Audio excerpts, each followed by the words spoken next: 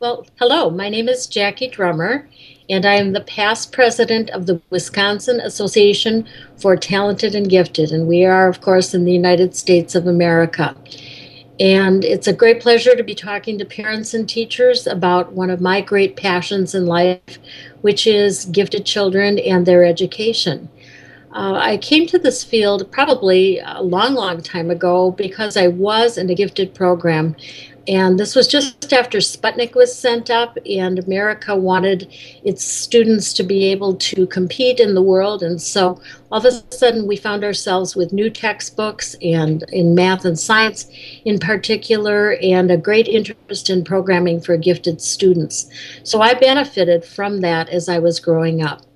Then, of course, I went to college and became a mother, and all of a sudden, the same issue reared its head again. Our oldest child, who is now 36 years old, began to come home from loving school and turned into a little boy who no longer loved school. And that happened about third, fourth grade. And part of it had to do with a teacher who did not realize what he was capable of doing. And part of it had to do with just us understanding that his needs were not being met. And so as a parent, I went to our school system and I asked that we start thinking about programming for kids like my son. And at the time, I was a Cub Scout leader, and I knew that there were other boys and probably girls as well that needed these kinds of services. So, to make the story short, we looked at a lot of different kinds of programming for gifted kids. We were each asked to write our favorite ideas for programming for kids, and mine was chosen. And lo and behold, I became a teacher in my school district after a short period of time, and I've been doing it for in my district over 25 years. I have a total of 42 years of experience in education. I've taught everything from 4-year-olds to college graduates. I also have two daughters, and they are both also identified as gifted. And so the programming and the experiences that they've needed in school have helped them grow as well. Over the years, I've taught hundreds and hundreds of gifted kids, and each one is different. And it's really important, I think, that we find the programming that fits each individual's child's needs. So that's my story in a nutshell. I hope to be doing this for quite a long time. And as the president of the Wisconsin Association and a member of SANG and a parent group, a parent advocacy group in the greater Milwaukee area, and a member of NAGC, I am continually interested in meeting the needs of gifted students. So thank you for listening in today. And I'm sure that there are many questions out there. Roya, do you have some for me? Yes. Thank you, Jackie. Before I ask you a question, I would like to say happy birthday to you. Today is your birthday, Thank and you. it is a great opportunity to be able to ask you questions about gifted children because you are a passionate educator in this field, and I know you have a lot of experience, which I hope we can use them in our part as parents or teachers. My first question is about um, how can teachers help gifted children to find their interest or passion in the classroom? Which method do you think is the best?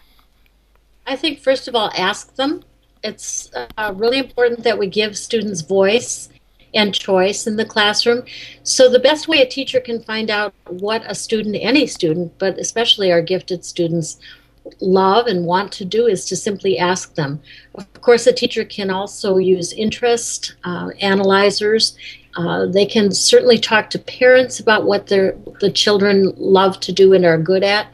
And then I think a teacher needs to build some curricular choices for gifted children in the regular classroom. And in America, we're currently using response to intervention. We call it RTI, response to intervention. I've always hoped we'd call it response to instruction, but I didn't have the chance to name it. The first tier of intervention for gifted kids in response to intervention system is differentiation in the regular classroom.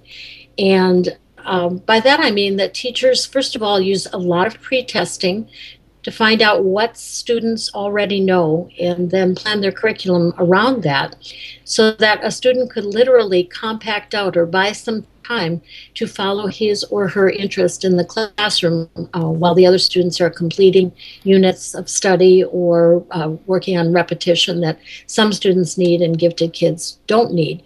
Beyond that, once you've compacted a kid out of curriculum, then we need to think about perhaps some kinds of interest centers or learning centers where students can follow their interest. We could also have some learning contracts where students decide to do some specialized projects about when they're going to work, where they're going to work, how much time they're going to spend on it, what their product will look like, who will their audience be, and when they intend to finish the product that they're working on. I know of several teachers, I'm not a regular classroom teacher, but several of my classroom teachers have what they call Special Project Friday. And on Special Project Friday, students who have completed their work during the week are allowed a good part of an afternoon, Friday afternoon, to follow their passion, any project that they're working on. Now, gifted kids during the week may have additional time to work on their project because they finish their other work sooner than other students. So this Fantastic Friday, the kids call it, is a great opportunity for all kids to follow passion, but especially for our gifted kids. I also highly recommend tiering lessons for students to think about planning a lesson so that you're meeting the needs of most of your students and then thinking obviously that you have kids outside of the middle range and so you will scaffold for your struggling learners and you will think about enrichment or extension for your advanced learners. And so part of my job is to help teachers plan those extensions for the students who need the extension in their curriculum. My favorite differentiation strategy is questioning because it can be done on the spot. It is, once you get really good at questioning, it is probably the most efficacious strategy that you can use, and it produces a huge amount of results in a short time. And by questioning, I mean that we ask really deep, thoughtful questions, questions that require kids to, especially gifted kids, to use various sources, to use abstract thought, to use a different number of tools while they're thinking. All these things extend the curriculum for gifted kids. Under the response to intervention, a second tier of intervention would be some sorts of pull-out activities that meet the needs of the gifted learners. So perhaps a small group of students are working on advanced math skills, or perhaps they're working on logic or tessellations or something related to a math field, for instance. And a third tier of intervention is not used as commonly, is for our most advanced learners, and this would include acceleration in any form. Perhaps early entrance to kindergarten, perhaps moving over to the middle school a year or two ahead, perhaps going to high school sooner or beginning college earlier. These kinds of radical or partial single subject accelerations are used for our most advanced learners. This tiering system really helps us meet the needs of gifted kids. Finally, I think the most important thing that I think about is that every learner needs someone who really believes in them.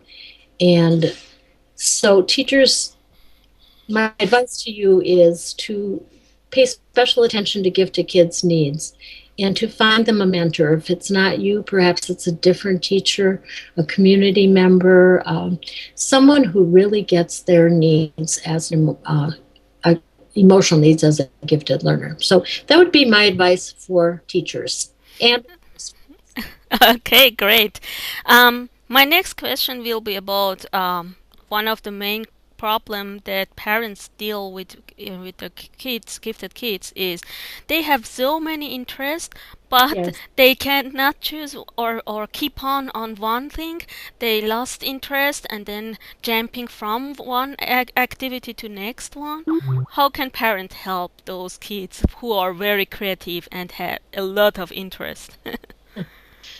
I think what you're mentioning is very common among gifted kids. They want to do everything, sometimes to the point of making themselves physically ill because they simply don't get enough sleep or they're under a great deal of stress, often internal stress that the kids actually put on themselves. I think parents have to sometimes help children choose, to set up a structure that helps a child decide which of my interests are the strongest. And I think that there's something to be said for following certain passions and dabbling in others. I've also said, in being the mother of three children who wanted to do many things, when you want to add something new, you have to give something up, simply because no one can do everything that they want to do at the same time. However, over time, it's a great thing to dabble in a lot of interests. And multi-potentiality in gifted kids can be a real issue. They are good at many things and they want to do many things. And while it's a problem, it's a good problem, but it's one that bears watching and needs some adult supervision as well. Okay, thank you. And the next question is, um, as a member of SANG support emotional needs, gifted Yes. kids are sensible about they cry a lot maybe, or they have a great sensibility of injustice or whatever. How can parents do as a not a lawyer, just a parent, help those kids with high emotional need? Certainly. I think you're absolutely right. There's so much research on the oversensitivities, or Dabrowski called them overexcitabilities in gifted children, and might be an overexcitability or oversensitivity to too much sound, or lights are too bright, or the tags in my clothes itch me, or I don't like to wear anything tight, or my peas and carrots cannot touch on my plate, or I'm worried about that little girl who has a patch over her eye because that must feel really hard, or be really hard for her to live like that, or the news frightens me, the news on TV. What can parents do? I think parents need to know their children very well and to realize that this is part of who the child is and that guidance will be needed along the way. But truthfully, a lot of those sensitivities do not go away over time. We simply, as adults, learn how to cope with them. And we learn we have more freedom to remove ourselves from situations, or not to buy tight clothes, or to make sure that our plates are arranged the way they want, or to turn the news off before we go to bed. Parents need to help their children understand that sensitivity and know that that's really a good thing, not a bad thing, and that we need to get some ways to cope with some of the sensitivities that might cause us some trouble as our lives unfold. Okay, great. My last question will be about your wish for the future of gifted education, not only in America, just around the world. What do you wish, Jackie? I guess I wish for the same thing that Del Siegle, the past president of the National Association for Gifted Children, wished for, and that is that every child learns something new every day at school, and that every child is loved and cared for by people who understand them for who they are, not what they can do, but who they really are deep down inside. Great, thank you. Do you want to say something else, Jackie? I just want to say best wishes to the gifted community. We work very hard and we care a great deal about what we're doing for gifted children. And thank you to everyone who has a hand in that. Thank you very much, Jackie, and have a nice day.